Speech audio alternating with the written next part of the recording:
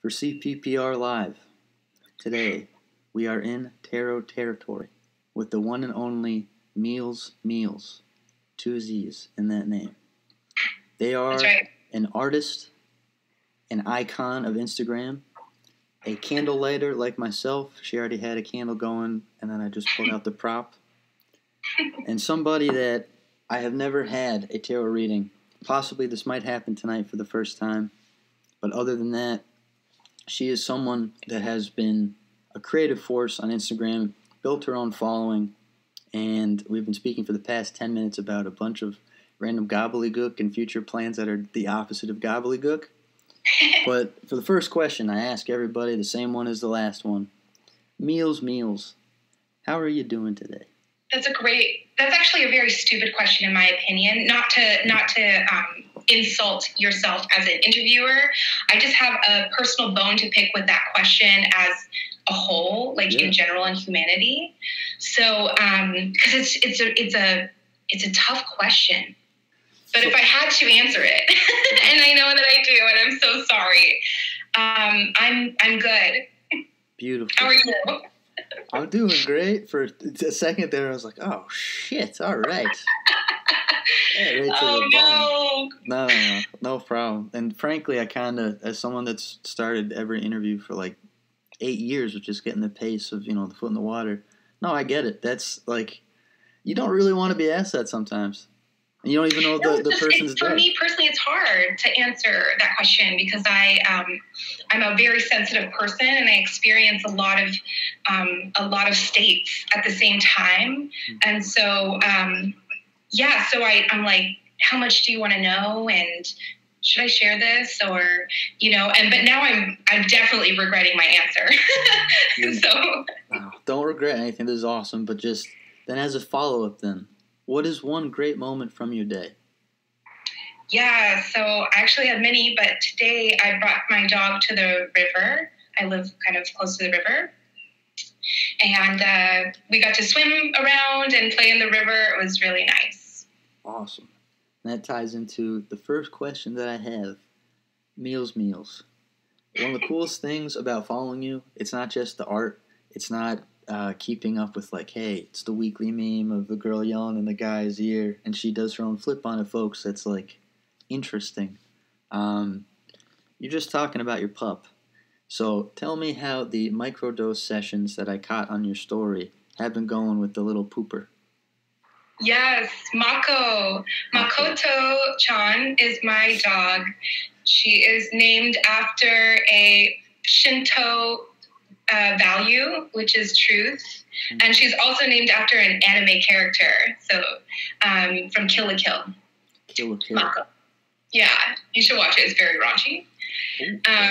But yeah, no, I had COVID a few weeks ago and my body just went through the ringer. And so that's why I'm microdosing exercising. Yeah. So I have to microdose it, just to get back into the movements. But the walks are good. I'm so lucky. My dog takes me out to all these adventures all the time. For the microdosing, how many times a week? And for working out, how many times a week? Because that's some Bret Easton Ellis American Psycho kind of wonderful right there.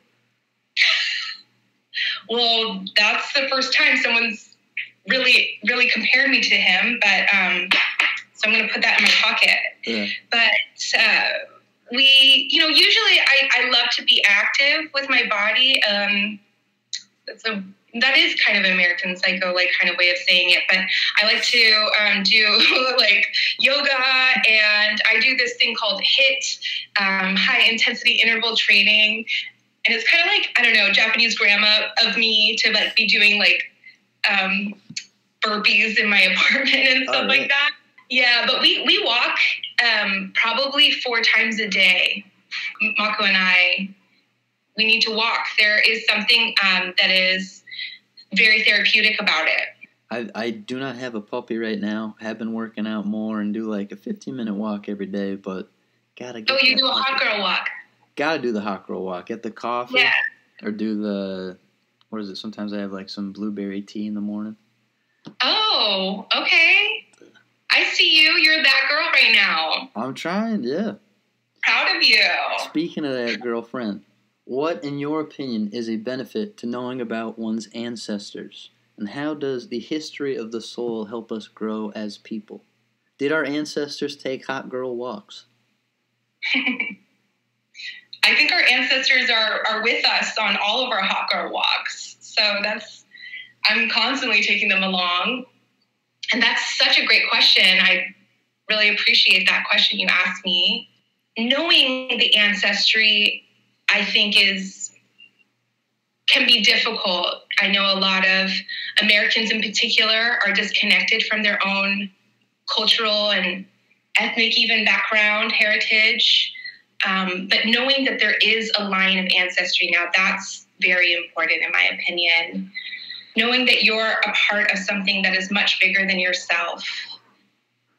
I think that is an important moral of life, an important piece of life to hold on to. And it just helps me remain in awe of this experience of living. And it helps me remember that I'm interconnected in a larger web, and things that I do here will inevitably be left behind in some kind of way. So I actually make tea for my ancestors every Sunday. Wow, that's all. Any blueberry tea or? No? Whatever they ask me for. Okay. It's sometimes rose is a big one. Nice. I've never had blueberry tea. Sounds delicious.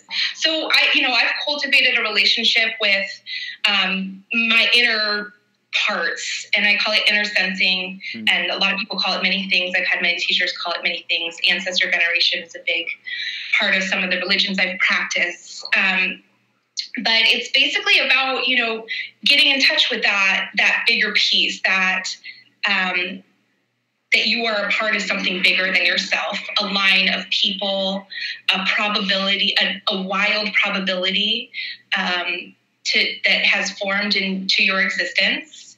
And then just doing a ritual act that acknowledges that puts you in a state of mind to receive a real objective kind of messaging.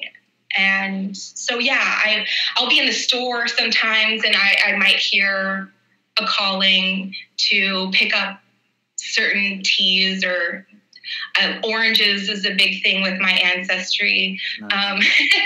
And I'll grab those things for them. So that's awesome that you keep that tradition, and like just the fact that you're dedicating yourself to your ancestors. That's the thing. Even in like the minimal American dosage of David Lynch 1950s, the miracle that my grandparents are still with me, and that I was able to go just watch a Red Sox game with them the other day, and just do that. It sounds so trite and Norman Rockwellian, not in a Lana Del Rey sense.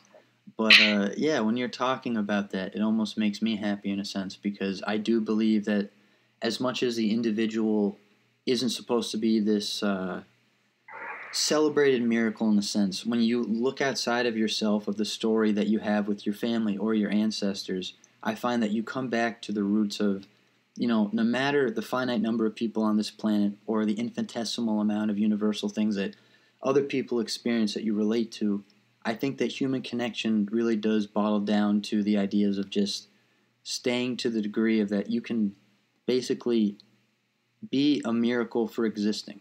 And whether or not it's Abrahamic faith or you don't believe in anything at all, anything, like just having this conversation with you and being in the moment of living, it's not something that, I don't know, it just, where everything's looked at as a grain of sand. And I think some people try their best to not find meaning in life. It's almost important to talk about meaning in life, because you hear things about like, hey, tea, oranges, my dog, and microdosing. And that's what cuts into my next question. I just want to be clear that I don't microdose my dog. I don't, I have a very humane relationship with my animal. She gets nothing but the best. No, absolutely. Yeah, no, not even, I don't know. Do you think a dog would like to microdose or no? I'm not familiar with their biology and how they might interact with certain hallucinogen substances. I know that they have a different cannabinoid receptors, and she did, unfortunately, I I did see the effects of that at one point in her in her life, but yeah, I don't know how it would work. I think I think they're probably tripping in a sense, like in the ways that we trip, like pretty much always. So that's what I think about that in this moment. Gotcha. I've heard of CBD for dogs, but THC, wow, that could be it's a no-no. Big no-no, yeah. A yes instead of a no-no. You recently had Queen of Key on your show talking about the cutting of abdominal walls to the Ace of Wands card, Scorpios with Taurus brothers. How did this collaboration happen? I know you've been having tarot sessions for years. Yeah, so Marley, Queen of Key, is a good friend of mine, and I'm really lucky as a tarot reader, as a seeker, and someone who practices divination to be able to have these relationships with my friends, where I act, somewhat as a conduit to this mystery realm, the unseen. And I get to watch their relationship with the unseen evolve over time. And so your question was how long have we been doing it, or? Yeah, how long have you guys been doing it? And when it really, I know you talked about at 10 years old you started doing tarot stuff, but like I saw that live just a short while ago. Like, yeah, pretty much how long have you guys been collaborating and stuff? Yeah, I met her probably like 8 years ago or so now.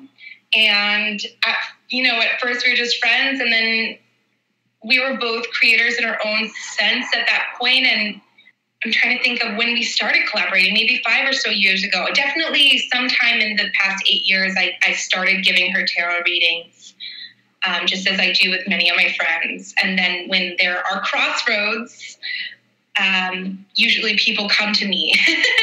And that's like one of the cool things about really owning my sense of the unseen realm is that I'm the friend that you call when you think you saw a ghost, when you had a wild prophetic dream, or when you have no idea what the fuck is going on with your life.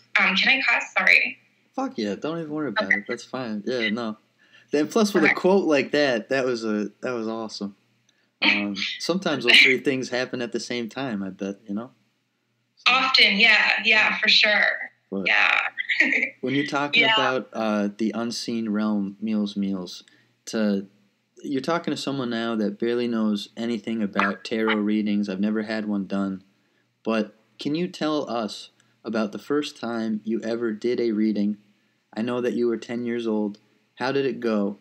And what is one piece of advice you would give to somebody that has never done anything in tarot? Not really myself, because I don't like, other than a Lord of the Rings tarot gift card deck I was gifted.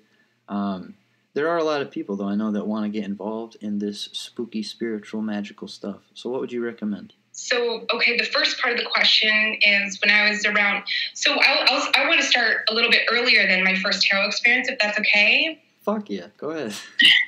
Hell yeah. Okay, so my mom, definitely a huge part of my mythos in lots of ways, but we'll just share this one piece, is that she was someone who practiced magic. She's Cuban, Romanian, so she has a lot of Santeria and witches in our ancestry. Incredible.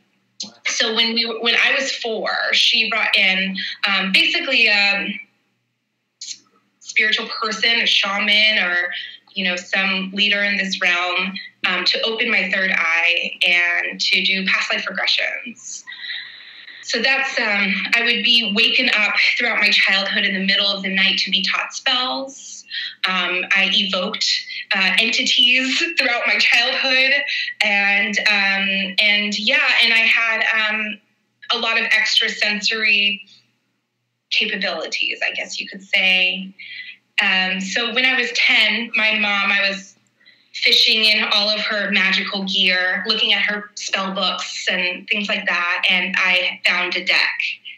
And I just started to play with it. I felt really called to it.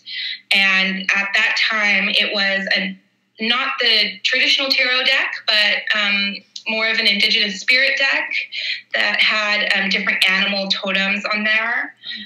And yeah, I remember that I pulled the tiger, and that is an animal that on my Japanese side, my Asian side, I'm multiracial, is my zodiac. And I just felt really connected in that moment.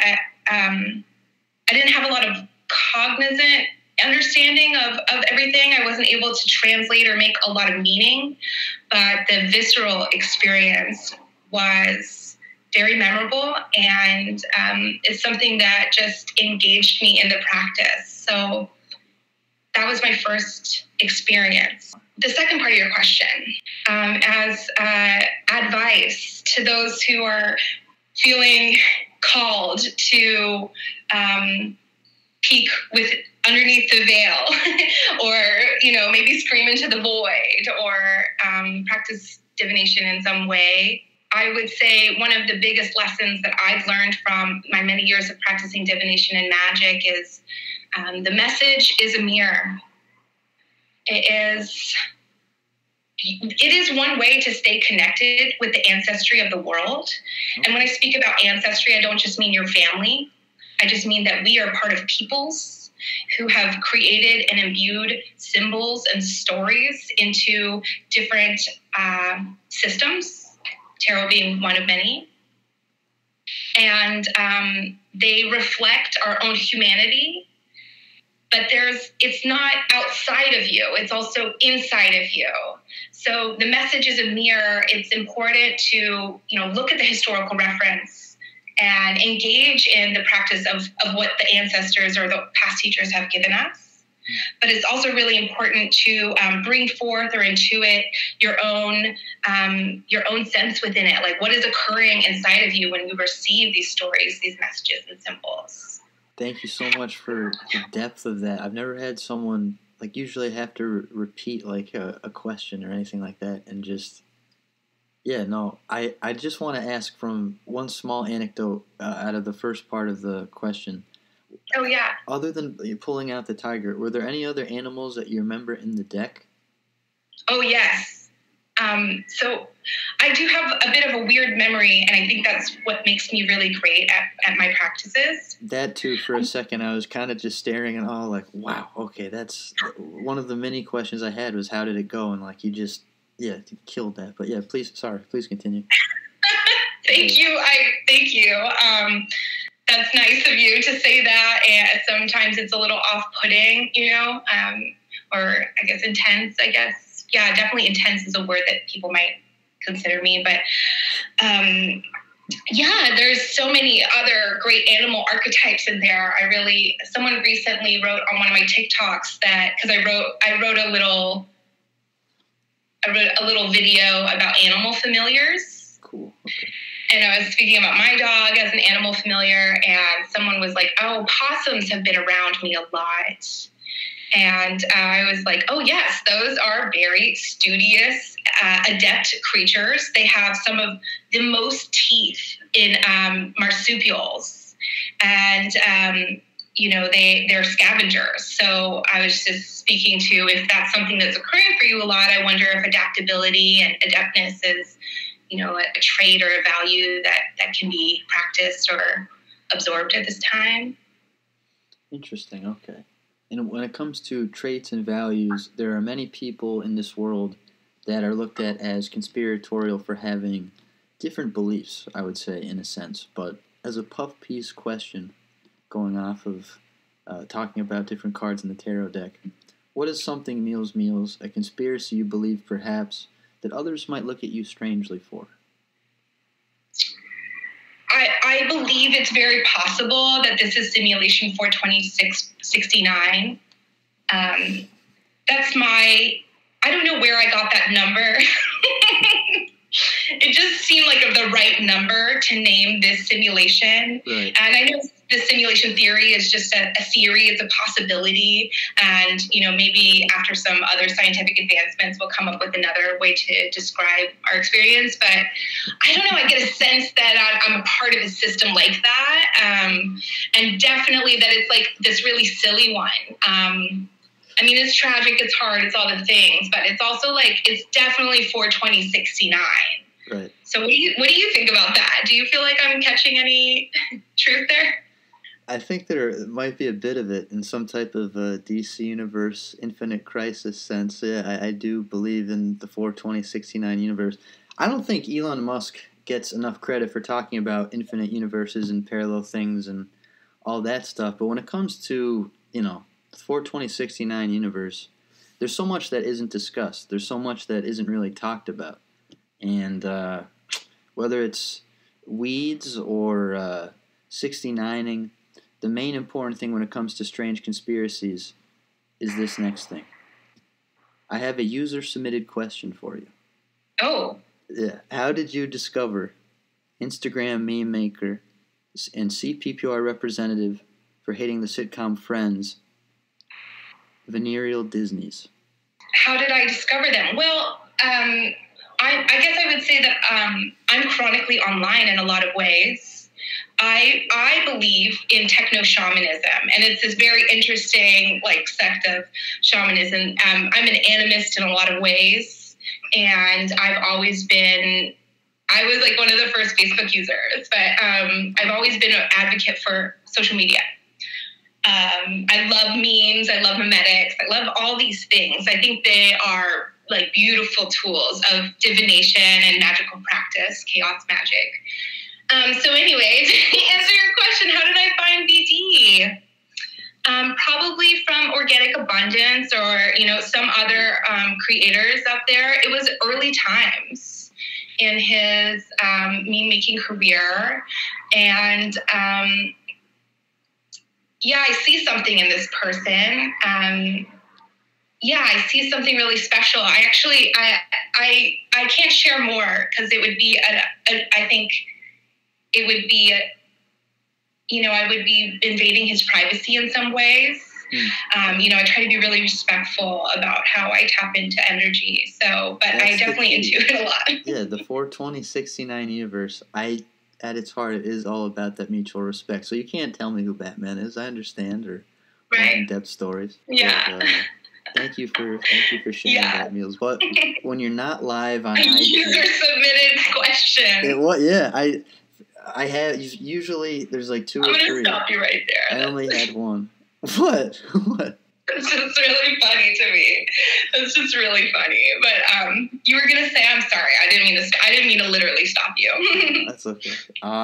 When you're not live on Instagram or doing magical stuff, what do you do in your spare time? And are there any films or musicians you'd want someone to check out? Oh, this is a huge question. And it was not user submitted. Not at all. This one's straight from the mouth of CPPR_live. With the Dawson's Creek shirt. Yes, absolutely. No, is he crying? Babe! It's okay. Just wipe his little Dawson tears. Aww. I guess my favorite movie is a very early Jake Gyllenhaal movie called Bubble Boy. Classic. Are you familiar? I used to watch it on Comedy Central. Oh, yeah. I just really liked that movie. And gosh, as far as spare time goes, I really use up my time, and I just love to be very present in my life. So I'm trying to think of when I have spare time, but musicians, gosh, I've been listening to a lot of I guess what Spotify says that I really enjoy is art world genre of music. Art world, okay. Yeah, so I really like all different types of music. I also create music myself. And there's a Japanese artist. This is the first thing that came to mind. It's called Food Man. Food Man, okay. Yeah, and he makes really cool ambient electronic music. Yeah. When it comes to your own music, what type of stuff do you make? Yeah, it really varies, but mostly electronic. I produce beats and things like that on my computer, and I also sing, and I play synths and guitar and stuff. I used to be in a few bands. I've been in a lot of bands, But yeah, I'm the kind of person, the type of creator that has both worked with really distinguished producers and have done some things in that realm. And then I've also, I've been known to make albums and then burn them onto one disc and then give it to one person. And then that would be it with that. So. And when it comes to maybe you were talking about a crossroads earlier. It made me think of Eric Clapton, but also at the same time Britney Spears, that one movie from way back in the day. Yeah, totally. Is there one song from your childhood, like you're 10 years old, you're listening, you're doing your tarot stuff, you're discovering this deck, the Tiger. What music were you listening to at that time? Did you have a hit clip as a kid? As someone that, had Facebook before a lot of other people did? Oh, I hope that wasn't like I wasn't bragging about that. No. But thank you for bringing that call back. So my father really liked R&B. I grew up in like a big city. And so I really liked Bobby Brown, even though he's problematic and canceled. Right. My prerogative. And I also loved Paula Abdul. Nice. Okay. But yeah, also we had a bunch of records, and one record that I really liked was Dr. Demento.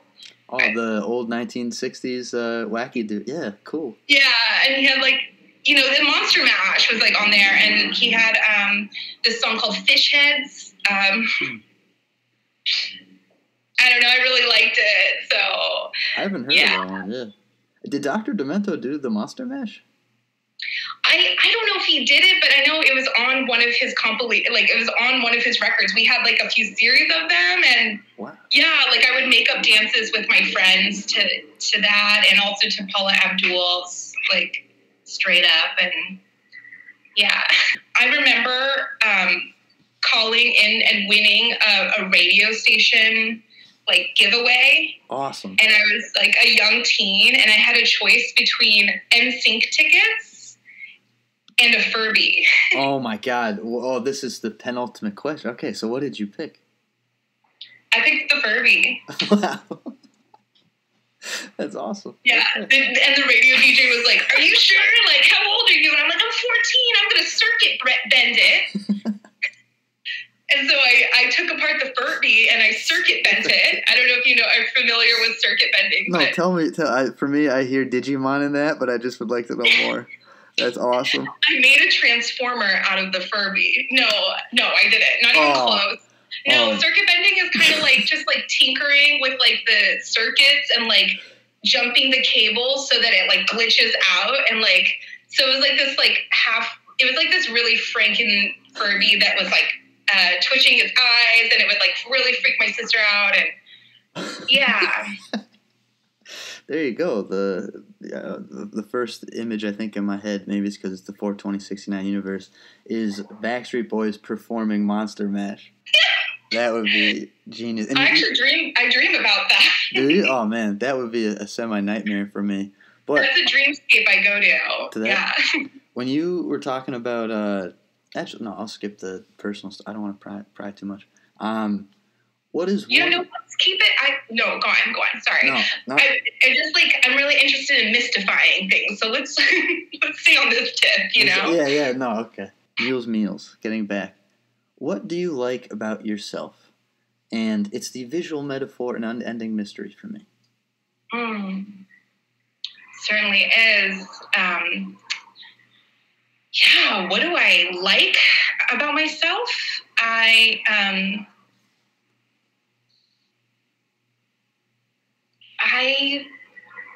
have so much fun, and I love fun. It's one of my reasons to live juice. And I like that I am someone who's very creative, and I love depth and going very deep on things. And I love how I care a lot about interconnection and ethics. So yeah, those are the things I would say love about myself. Nice. I like that there is the connection to juice.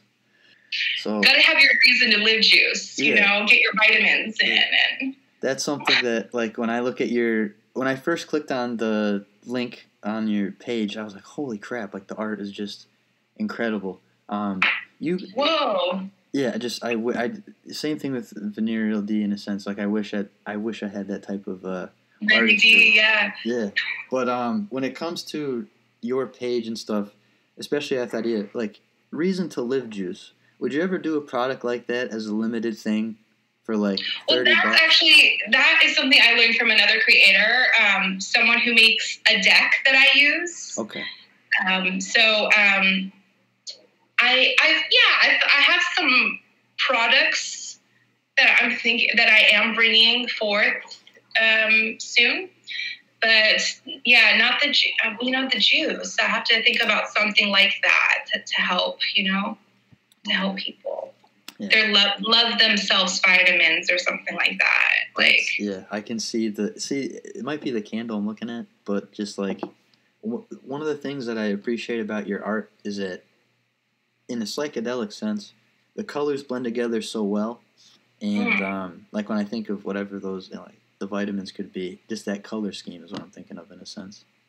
Yeah, I would imagine they look like pressed pills. Yeah.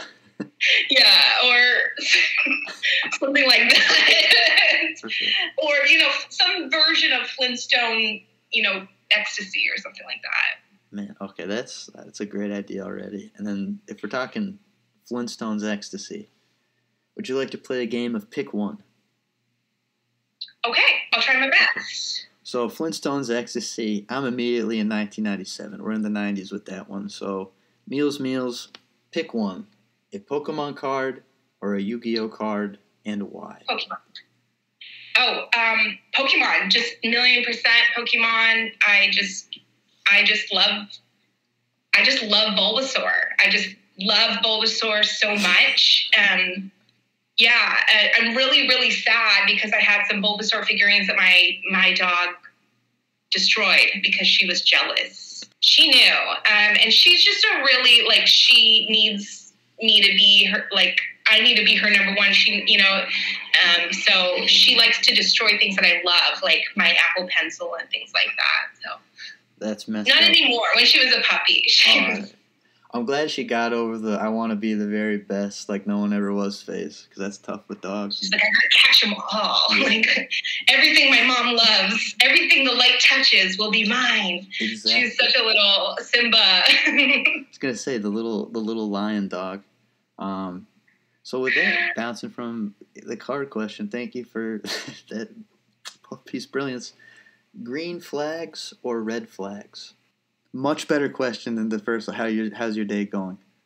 Oh this one stumps me in a way because it's the nuance for me. Okay, it's the unending mystery, right? And it's I think that people are not static things. I think that we are unfolding events that occur, and a red flag might be something that is unchangeable in one lifetime or something, but it's just just the rating and the red flags or whatever, I think they're just speaking to something else, something much deeper. So I'll go green flag. And with that green flag, keeping the positivity in mind. Awesome. Yeah. The way it's been, though, you have a different way of expression. And when I asked that question, not to be in my head, I was like, this is kind of be a good one. But for someone that when I was like, hey, how's your day going? You're like, hey, I don't really like that question. And then breaking down green flags and red flags and doing that where it's like, oh, you work through, red flags or things are different. This lifetime might be this, whatever. Green flags. Like that. I hear you. I'm a bit of a wild card. I went on an interview recently, and the CEO, one of the things he said to me was, no one's ever said that to me before. And I told him, that's something people say to me a lot. Yeah. I'm like every girl. I'm like every person. I'm not like any other girls or whatever. But I think you're right in a way, what you're saying. I'm not like other moms. I'm a cool mom. I got you. I'm a cool mom, all right? So what? I'll give you dessert, we'll give you the good snacks. Is it going to be a cannoli? Is it going to be coffee cake? What is the ideal dessert for you? Ooh, this is hard because I love the sweets. I try to be good, but I love the sweets. I love, there is a specialty of mine called mochi butter cake. And it's like a mochi, brown butter, black sesame, cakey, rich situation. And I would say that one with ice cream. Girl, I'll mail you some. Really? Oh man, I've had some mochi stuff, but I started drooling at that for a second. No, it's like send it. Like I take it to potlucks, and people are like, "I have to know you." So it's just a way to get people on my side before I start talking and freak them out. All right. Well, then, as someone, I can relate to that heavily. As people are like, "Man, you talk a lot. I've never heard of that. No one said that to me before." No one said that to me. Easy puff piece question: soft shell taco or hard shell taco? If taco at all. Double decker. Oh, she went double taco, folks. Let's fucking go. Okay. Is that okay? Can we go there? Live Moss, like. Yo quiero mucho Taco Bell right now. Are you kidding me? Yeah. ¿Por qué no los dos? Oh, sí. Okay. Well.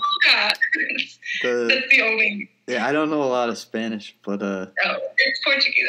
Yeah. Oh, I do. Well, oh man, my grandpa is gonna listen to this and be like, "You didn't speak Portuguese? Why are you doing?" Okay. I probably said it wrong, so don't let him listen. Okay. He's cutting up linguiça right now, probably chilling with my grandma. But all right, describing. Oh man, we're at the last question.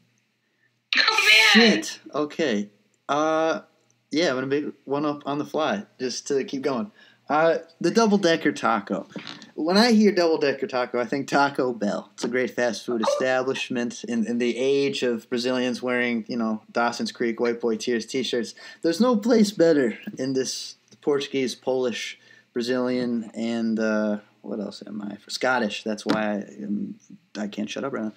There's nothing better than just chilling in a Taco Bell parking lot, being within the existential feels of what does it all mean, while having this food where it's like, this is incredible. But at the same time, you're like, I'm going to have diarrhea in 25 minutes. I might regret the whole thing, and maybe that was too personal there. But hey, there are just some lines you have to cross when you're running out of time. I just want to ask, when it comes to fast food, I would guess that you're someone that has a very good diet of, you talk about tea and oranges. You have the traditional stuff always in mind, in a sense. But would you be willing to share MealzMealz as someone that is double the entrees for their Instagram handle, Amelia? Are there any moments where you can look back at the poetry of your life? Have you ever had emotional breakdown in a fast food parking lot, something to that degree? Or, as an easier question, do you remember having your first double-decker taco? Oh, yes to both of those questions. And, I do have emotional breakdowns, I would say, pretty clockwork, like generally every day in some way, and not always like sad, but sometimes ecstatic or other. But I would say, so a young Mealz growing up on the streets of East LA, I would go to taco trucks a lot, and there was one particular night that I was feeling extra spicy, and I was throwing my tacos at the person that I was with because, they deserved it in some sense. Good for you. I would say. Good for you. This is the younger Mealz, This is before I became a MealzMealz, just like a junior Mealz. Bulbasaur, Ivysaur, Venusaur. We're at Bulbasaur right now. That's right. Yeah. This before the evolution, I would say, and yeah, first double decker. I think I remember. I want to say them coming out. I don't know if maybe they came out before that. Sometimes they re-release, Sure. To try to keep it fresh. But yeah, it was good. Something I really liked. And there's something really, I think, special and spiritual about drive-thrus because they're liminal spaces. So, and liminal spaces are kind of like vortexes or portals to the unseen realm. Anywhere that there's a lot of transit happening is like very attractive to that kind of entering of the unseen. Interesting. Okay. And when it comes to certain transits, or as I believe you said, liminal spaces with things, I do have one final question, but with the amount of time and how this might turn into about the set list of a Fish concert in a few minutes, and that's freaking awesome, I'd like to ask, would it be possible tonight, as someone that has never had their tarot read, would you do me the honor of doing my first? Because other than that, I've only known about, I think I had someone look at spiritual cards once for me, but it wasn't, it was not you doing stuff. And I'd like to know, talking to a professional that quite literally has the Eliza Thornberry history arc of spirituality and magic. Yeah. Some heroes are made and others are born, and not to put myself in the class of heroes, but we all are a hero of our own stories in some ways, and yeah, I definitely have that background. I would love to do something real quick for you, basically. Yeah. The first question I have for you is: do you know your sun, moon, and rising sign? Oh, no. Is it? You don't know? Do you know your sun sign? Like your astrology? I know that I am an Aries. Oh, okay, great. Well, that's okay. Okay, I just needed to know. And then secondly, if you were sitting in a room with, let's say, your ancestors, or the spirit guides, or God herself, what question may you ask her in this moment? The first thing I would ask after that question is, do you feel that your portrayal of Alanis Morissette in Dogma was accurate? That's one of my favorite tarot questions someone's asked me before. I've gotten some really great ones because I've done a lot of events. So the answer to that question is, and this is like a kind of a different deck, but this is a 4 of Wands. So it's kind of like a person, there's a desk, and like their work is on the desk, but they're marching out the door to go have some fun. So this card is really about embracing like when the work is done and when to have a good time. And then we have the Page of Wands. So 2 fiery cards coming up in that question about Alanis Morissette's portrayal in Dogma. And fire is about the spirit and will of God. And this is like a youthful and joyful and fun aspect of it. So it's hard to answer a yes or no question in a tarot reading because, it's nuanced. But I would say yes. It's a pretty good depiction in that it shows the fun aspect of God or Yeshua, or there's many lenses, there's many layers in which we can perceive that kind of entity, that spirit. And I think in this moment the guides are kind of saying like, let's not forget that like God is a good time, okay? So that was that. Is there another question, or was that? Well, I mean, with that as a follow-up, oh my God, that was just the coolest thing. But just responding to that, you've already sold me. This is awesome. But I wanted to ask as a follow-up. So basically, what you're saying is what it all comes down to, my friend, is that everything's gonna be fine. Yes. Okay. Well, yes. You've got one hand in your pocket, on the desk, and the other one is shooting a bullseye. Like, I'm out here. I'm just vibing. 4 of Wands is definitely just vibing, like a moisturized, staying in your lane kind of situation. Yeah.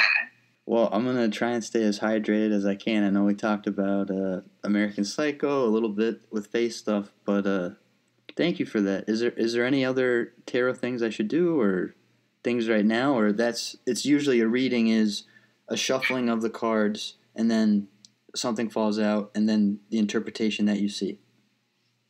Yeah, that's correct. And it really does have to do with the querent, which is you, and the question is part of the divination process. And even though you gave me kind of a question that was not about yourself, but it was about something you're interested in, you're fascinated in. And so what I want to give you in this moment is just like a little bit of an affirmation and a validation of those inquisitive curiosities that you seem to carry about media and about art and so on, like these fun like silly questions, and how important they are to continue to ask them. So that would be my other read in this moment for that.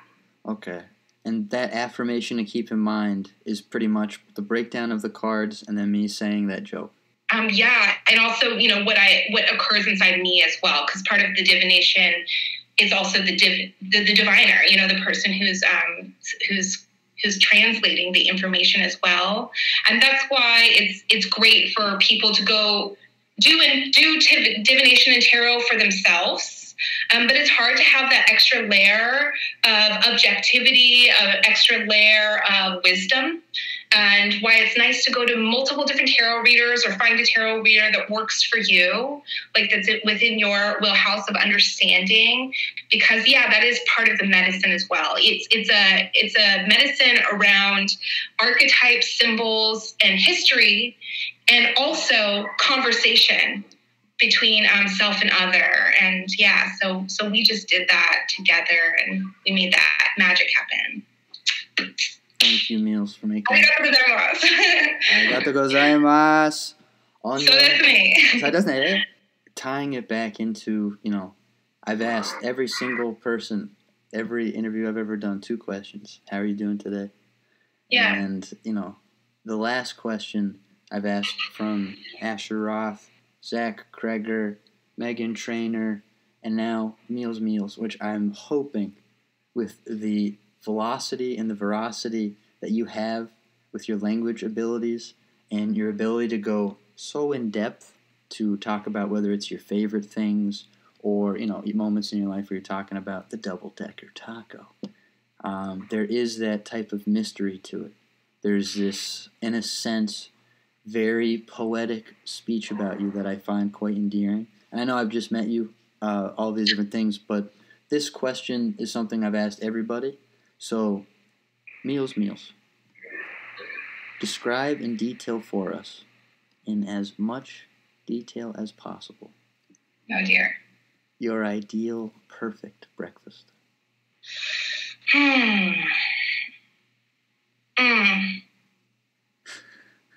Okay. Sorry. Thank you. I'm someone who visions a lot, and I have a lot of inner sensing in my mind's eye. And so what I saw is a bit of a like Mad Hatter spread of a tea house, of like tea party kind of spread, where there are stacks of pancakes and multiple petit fours, pink and purple and green. And there are, just an array of mochi and maybe daifuku and taiyaki. And I'm basically just saying pastries, croissant. Oh. There's lots of croissant. I'm definitely not French. What else? I mean, I could also think of like some of the savory bits of a breakfast experience. Like I might have, like I'm hearing bacon and linguiça and like arroz con pollo, which is something my mom would make, and then we would have it for leftover breakfast sometimes. Nice. Or fideos, or various things such as that. And of course, a big cup of coffee. So that would be really important. And just a giant bowl of whipped cream to mash it all down in the end. Yeah. That was it. That sounds so delicious. I just, I'm salivating again because you're talking about pollo, and coffee and whipped cream. But Getting back to the question, do you have black coffee, or is there, like a bunch of stuff that goes into your perfect coffee? Yeah, so my daily coffee is more of a little bit of honey and cream. That's my vibe. Yeah, I do like iced coffee. There's a cafe, like a Japanese cafe down the street that does banana lattes. Nice.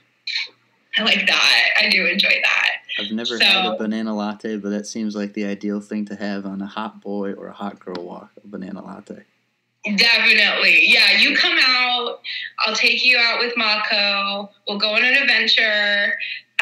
We'll get our tarots read, and we'll drink some banana lattes and eat some mochi butter cake and maybe have a double decker. Oh my God! Thank you. Oh, see, that's what I meant. And we'll watch Bubble Boy. And we can watch Bubble Boy. Heck yeah, maybe Donnie Darko after. Oh, but, I don't know. It's too scary. Yeah. All right. No, I like it. I am really sensitive, though, to scary things. So I'm just sensitive in general. So yeah, no, I hear you. But MealzMealz at 1,901 bars. This might be the longest interview I've done. I think you might have defeated Venereal Disney's, but I'll check in with who's ever did the last Ali Frazier fight and get back to you on that one. But just thank you so much. We're like the heavyweight champions of conversation. Well, yeah. There were multiple times during, and now I'm doing it again. Like it's you're talking back and forth, but I'm just staring out like, wow, I'm forgetting my own question. This is very unprofessional. But that's what it all You did comes great. down. Thank you. Just thanks for doing this. And is there anything that you have to promote or future projects before we end this call? Yes. I just want to say first, CPPR_live. Thank you so much for making and creating a really lovely space to uplift myself and other creatives. Like the respect that you bring to these interviews and the conversations I've watched previous ones is felt and really, really respectable and something that's needed in this world. So I just really congratulate you, and I'm grateful for this opportunity just to have this conversation. I think it was really connective. As far as work that's coming, I'm actually offering my services as a multi-hyphenate person. I do graphic design and multimedia design. And so I'm in content creation. I'm looking for clients in that area. I'm also releasing a candle line coming up that's based on ancestor veneration with my Afghan friend. So we have a lot of cultures coming together for that. And then there will be so much more coming because I can't help myself. Reading poetry and making things. I'm making a work of, well, you'll see. It'll just stay tuned. That's all, You're in Oregon? Or yeah, the other Portland. Portland, Oregon, yeah. How is it over there? It's wonderful. I mean, in a lot of ways, and it's also the world, which is a really apocalyptic place. So it's a lot of things, but it's beautiful. Nice. Okay. And as that, I'm guessing, motorcycle goes off into the free will and wind. Thank you, Amelia, I've said it like 9 times, but I won't stop talking. I wish you nothing but the best, and I'm definitely going to buy a candle. So. Oh, okay, yeah. Cool. Well, it was so good. Thanks. Yeah, no problem. See you. Bye. Are we done now?